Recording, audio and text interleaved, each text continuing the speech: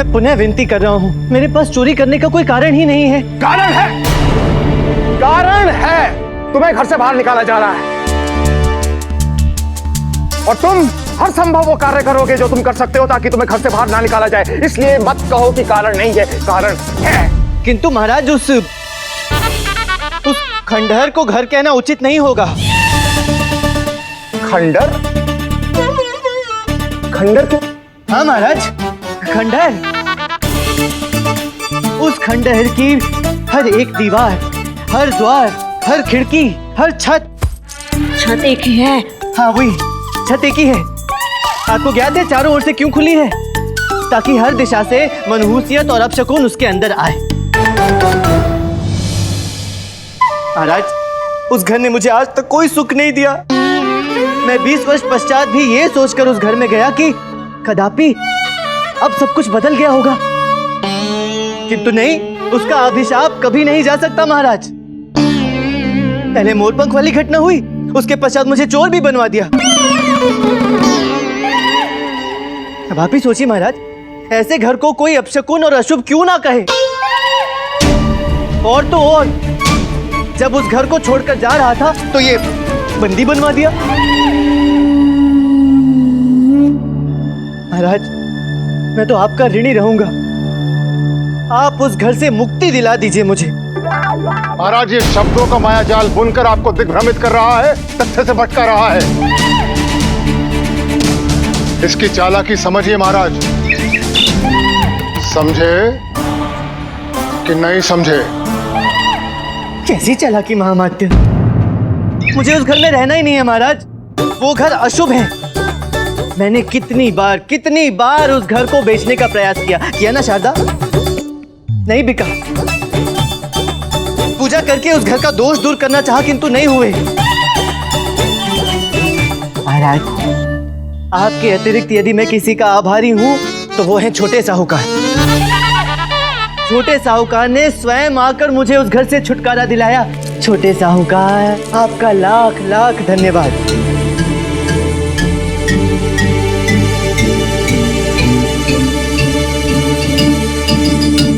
मामात्य जी, कहीं सही में वो घर अपशकुन तो नहीं है? महाराज, ये एक अपराधी है। इसके तर्क वितर्क पर विचार करना उचित नहीं है, बल्कि इसके अपराधों को देखते हुए इसे दंड देने पर विचार किया जाए। उठा लो। अपने शास्त्रों का ज्ञान उठा कर सबको पराजित कर दिखा दे कि तू किस महाज्ञानी पंडित रामकृष्ण का अंश है। शारदा देवी, ध्यान से देखो, ये दरबार है। दरबार क्या बोल रही हो तुम? भास्कर, तुम्हारी माता देवी शारदा हमारे दरबार में अशिष्टता कर रही हैं। इन्हें शांत करवाइए। शांत नहीं, अशांत होगा ये। जब अपमान और अन्याय देखेगा, क्योंकि ये पंडितों का पंडित रामकृष्ण का पुत्र है। देवी शारदा, शांत हो जाइए, अन्यथा एक माँ की रक्षा के लिए उसका पुत्र है। हम घोषित करते हैं कि अभी के अभी भास्कर को कारागार में डाल दिया जाए। सैनिकों, ले जाओ इसको। कर दी। तुमने अपनी बात सत्य सिद्ध कर दी शारदा। तुम्हें विजयनगर में लाकर मैं फंसी गया ना? महाराज नहीं, महाराज मैंने कुछ नहीं किया। महाराज मेरी प्रभु! छोटे साहूकार, महाराज क्षमा चाहते महाराज इस तरह से आने के लिए।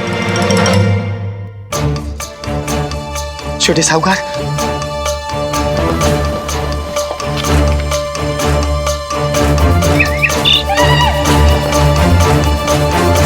आप बर्बाद हो गए।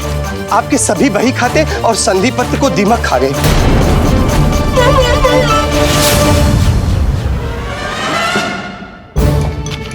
महाराज, सब कुछ बर्बाद हो गया महाराज। अब हमारे पास लेन देन का कोई लिखित लेखा जोखा नहीं बचा महाराज। महाराज बचा लीजिए महाराज, सब बर्बाद हो गया।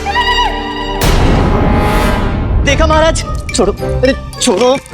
देखा महाराज, देखा, छोटे साहूकार के पैर अभी तक उस घर में पड़े भी नहीं हैं और बर्बादी पहले ही उनके पीछे पड़ गई। छोटे साहूकार, इसके ऋण का आपके पास में कोई प्रमाण नहीं? जी महाराज, अब किसी के ऋण का कोई प्रमाण नहीं है। उस घर की मनुष्य दीमक बनकर सब कुछ खा गई महाराज। कुछ नहीं छोड़ा महाराज, महाराज कुछ नहीं छोड़ा। छोटे साहूकार, तुम होश में तो हो? नहीं, सब कुछ बर्बाद हो गया एक खंडर घर के चक्कर में। मुझे तो डर है महामाते जी कि इस मनुष्य का अगला निशाना आप ना हो। हाँ महाराज, मैं तो आपके लिए चिंतित हूँ। उस संधि पत्र पर मोहर तो आप ही ने लगाई थी ना।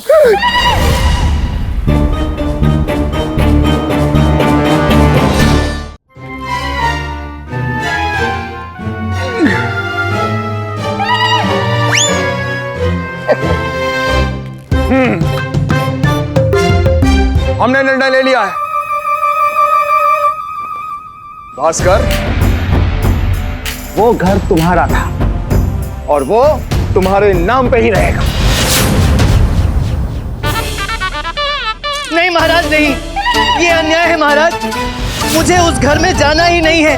मैं तो उन संधि पत्र की ओर देखूंगा भी नहीं महाराज। भास्कर, इस बार तुम बाल बाल नहीं बच सकते। अर्थात हमारे आदेश की अवहेलना नहीं कर सकते। ये जबरदस्ती है महाराज। ये एक राजा की अपनी प्रजा की ओर जबरदस्ती है। महाराज, आपका निर्णय बिल्कुल सही है। ये अपना अपशगुन हम सब पे थोप रहा है। हम आते भास्कर के नाम पर उस घर के कागजात तैयार करवाए जाएं और उन कागजात पर स्वयं हम राजकीय मोहर लगवाएंगे और उन कागजात को भास्कर के साथ हम उस घर तक छोड़कर आएंगे। मात्र रूप ही नहीं, गुण भी वही अपने बापू के पाए हैं तूने।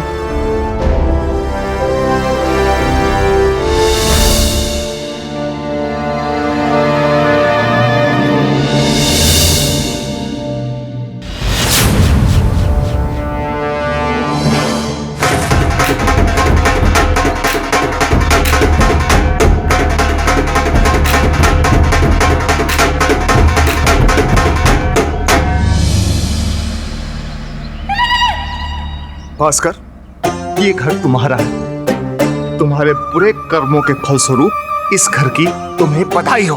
बधाई मत दीजिए महाराज, मत दीजिए बधाई। ये घर नहीं, हमारी व्यवस्था है। किंतु कर भी क्या सकते हैं, आपका आदेश तो टाला नहीं जा सकता ना।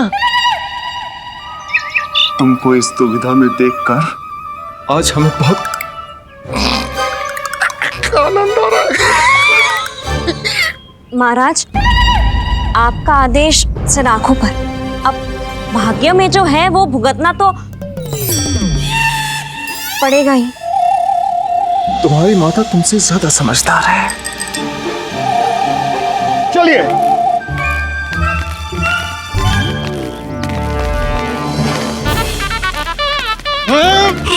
मेरे समीप आने की चेष्टा भी मत करो। वहाँ दरबार में तो बंदीगृह भिजवाने की कोई कसर नहीं छोड़ी थी तुमने। परंतु भास्कर, क्या भास्कर? क्या? अरे अरे छोड़ो। चलो चलो ठीक है, कभी तो बंदी बनवाने का कार्य करती हो और कभी तो इतना प्रेम उमड़कर आता है कि हटो। कार्य ऐसा क्या है? तूने अपने बापू की लाज रख ली। चल गुंडप्पा, पुनः अपने घर, वो भी संपूर्ण अधिकार और कर्व के साथ।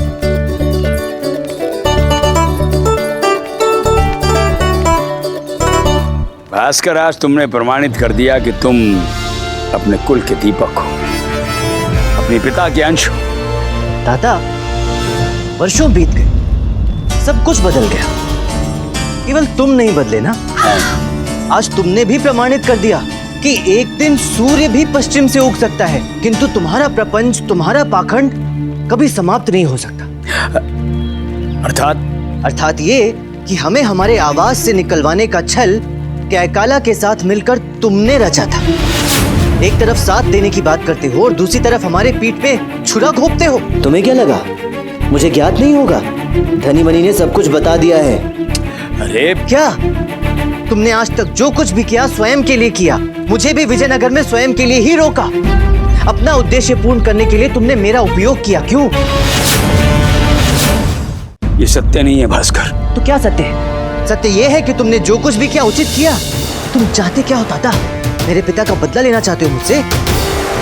मुझे मेरे घर से बेघर करना चाहते हो? क्या चाहते हो तुम? भास्कर, इन सभी प्रश्नों के उत्तर तुम्हें स्वयं मिल जाएंगे, परंतु उससे पूर्व हमें ये बताओ कि तुम साहूकार की तिजोरी तक पहुंच गए, उसे खोलने में सफल भी हो गए, परंतु फिर भी तुम अपने कागजात नहीं चुरा पाए। क्यों? चेष्टा की थी, नहीं कर पाया। अवसर हाथ से निकल गया। निकल गया अथवा निकल जाने दिया, हमें मूर्ख बनाने का प्रयत्न मत करो। यदि तुम साहूकार की तिजोरी में दीमक रख सकते हो तो क्या अपने कागजात नहीं चुरा सकते थे?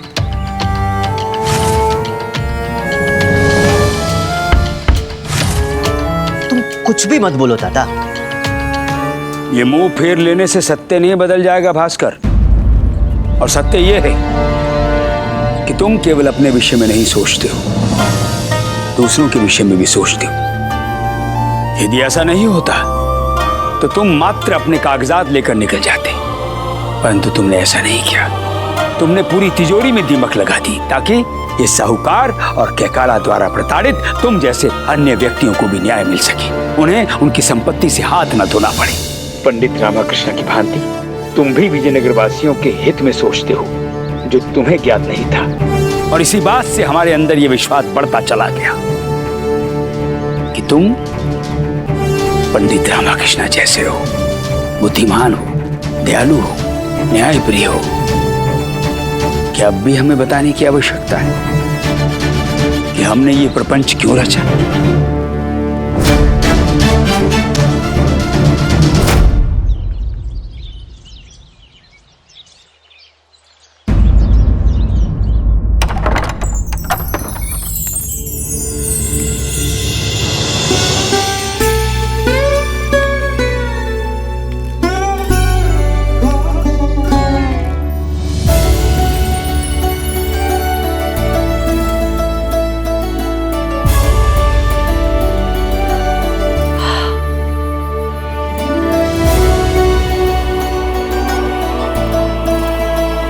कितना समय बीत गया, किंतु आज भी शारदा के हाथ के बने लड्डुओं की सुगंध नहीं बदली। अवश्य शारदा को ज्ञात हो गया होगा कि मैं आ रहा हूं।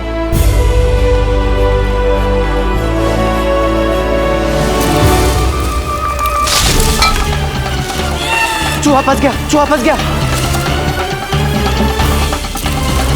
तुम कौन हो? भास्कर, मैं बापू, मैं तेरा बापू।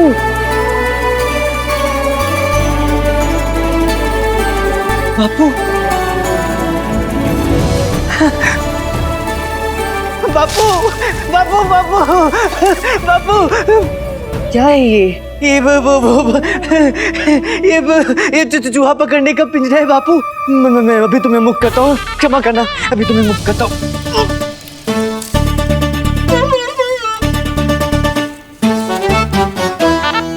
झुक जाओ बापू, झुक जाओ। अरे रे बापू, कहाँ जा रहे हो? मैं वापस जा रहा हूँ। किंतु क्यों? क्योंकि मुझे ज्ञात नहीं था कि मेरा पुत्र इतना मूर्ख है। अब मैं कभी वापस नहीं आऊंगा। नहीं नहीं बापू, मैं तुम्हें नहीं जाने दूंगा। मैं जाकर ही रहूंगा। छोड़ मुझे। मैं तुम्हें नहीं जाने दूंगा बापू, मैं तुम्हें नहीं जाने दूंगा। मैं कहता हूँ मेरा हाथ छोड़। नहीं जाने दूंगा, नहीं जाने दूंगा। बापू, बापू। बापू नहीं, कांता। तो बापू कहाँ है? बापू तुम्हारे मस्तिष्क में, और कहीं नहीं है। ओ तेरी, इसका मतलब ये स्वप्न था। फिर वही स्वप्न। पता नहीं ये स्वप्न कब सत्य होगा कांता। तुम्हारा ये स्वप्न तो अवश्य सत्य होगा, लेकिन उसका क्या? किसका क्या? तुमने मुझे जो वचन दिया था उसका। वचन? कौन सा वचन? कैसा वचन? वो वचन जो तुमने मुझे दिया था कि अगर तुम्हारी माँ मिल जाएगी तो तुम मुझे सुंदर सुंदर उपहार दिलाओगे।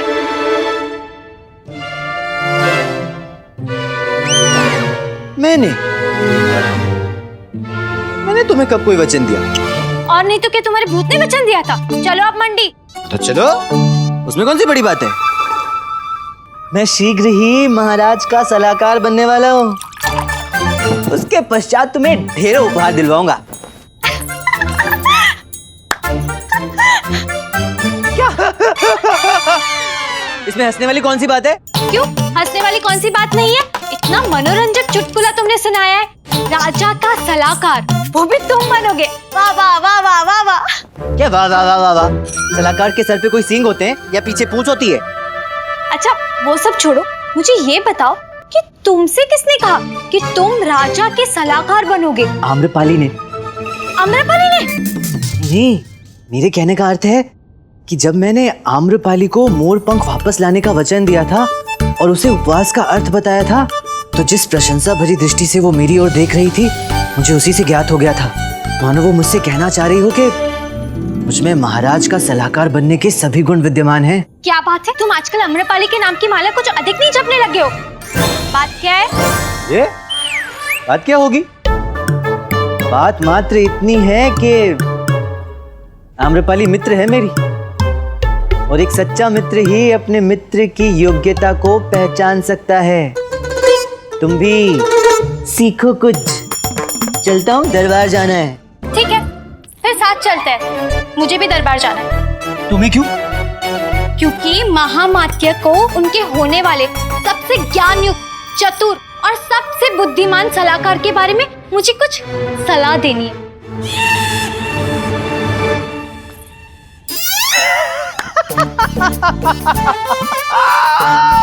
तुम कितनी भोली हो। अरे मैं तो परिहास कर रहा था कपटी कांता। तो मैं प्रयास नहीं कर रही हूँ मेरे बोंदू भास्कर। तो अब दरबार चले या मंडी? चलो मंडी।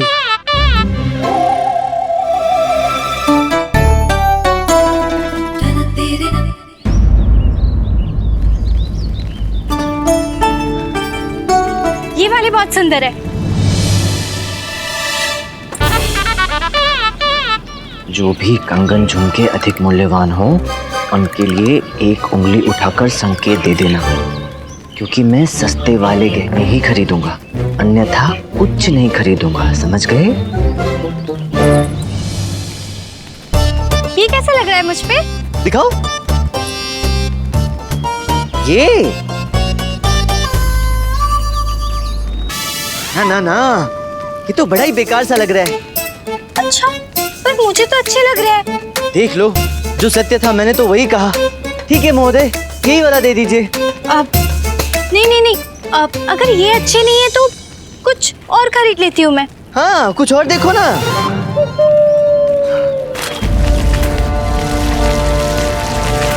ये बड़ा सुंदर है। हे प्रभु, ये तो है कांता, किंतु तू है सब कुछ जानता कि इतना मूल्यवान कंगन मैं क्रय ही नहीं कर पाऊंगा।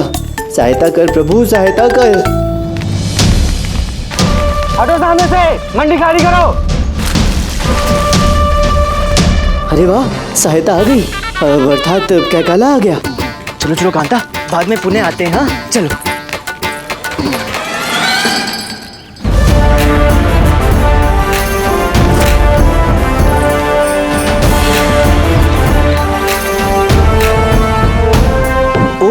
ये तो मात्र आम्रपाली की पालकी है। प्रतीत होता है कैकाला नहीं आया।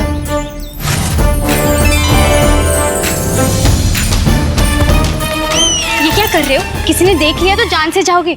आम्रपाली की पालकी है वो। हमारा नाम भी ना कांता नहीं, चिंता होना चाहिए था। चिंता? अरे आम्रपाली होगी तुम्हारे लिए, मेरी तो मित्र है। तुम्हारे मित्र? और नहीं तो क्या। देखना मैं कैसे अभी तीर की भांति जाऊंगा, वीर की भांति उससे मिलूंगा और वो मुझसे हंस हंस कर बातें करेगी। देखो। भास्कर, सुनो सुनो, मत जाओ।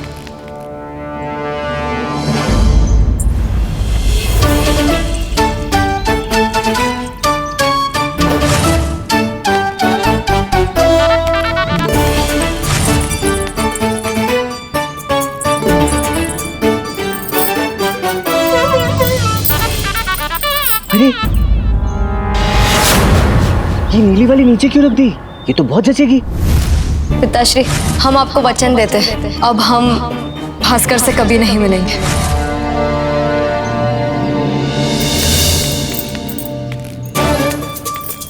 वैसे ये लाल वाली भी बहुत अच्छी है, किंतु लाल और हरी चूड़ी को यदि मिलाकर पहना जाए ना तो सोने पर सुहागा वाली बात हो जाएगी। सच्ची।